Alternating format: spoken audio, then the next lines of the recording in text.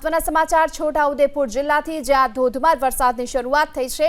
બોડેલીના જબુ ગામ, વાટા અને કુંકડા સહિતના ગ્રામ્ય વિસ્તારોમાં વરસાદની શરૂઆત। પાવી જેતપુરના સજવા ગામે પણ પાણી ભરાયા છે। પ્રાથમિક શાળા અને આંગણવાડી જવાના માર્ગ ઉપર પાણી ભરાયેલા જોવા મળ્યા।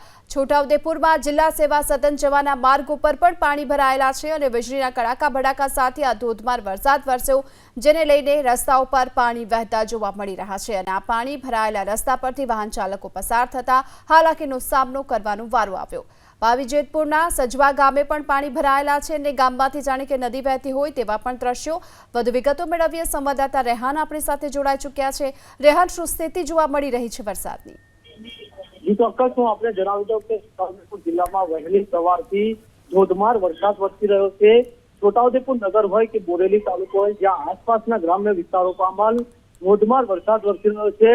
છોટાઉદેપુરની વાત કરીએ તો છોટાઉદેપુર નગરમાં જિલ્લા સેવા સદન જવાના જે માર્ગ છે ત્યાં પાણી ભરાયા છે। દર ચોમાસે આ માર્ગ ઉપર પાણી ભરાઈ જાય છે, જેથી વાહન ચાલકો મુશ્કેલીમાં મુકાય છે। સાથે સાથે પાવીજેતપુર તાલુકાના સજવા ગામે જે પ્રાથમિક શાળા અને આંગણવાડી જવાના માર્ગ ઉપર પણ પાણી ભરાયા છે। જે પાણી ભરાતા જે સ્થાનિક લોકો છે તે મુશ્કેલીમાં મુકાયા છે। બોરેલીની વાત કરીએ તો બોરેલીના જબુગામ, વાટા, સુસ્કાલ સહિતના ગામોમાં ધોધમાર વરસાદ વરસી રહ્યો છે।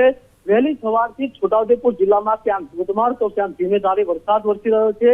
હવામાન વિભાગે પણ આગાહી આપી છે। આગામી 3 કલાક સુધી છોટાઉદેપુર જિલ્લામાં ભારે વરસાદની આગાહી કરવામાં આવી છે। હાલ પણ છોટાઉદેપુર નગર સહિત ગ્રામ્ય વિસ્તારોમાં ધોધમાર વરસાદ જોવા મળી રહ્યો છે। જી, આભાર આ માહિતી માટે।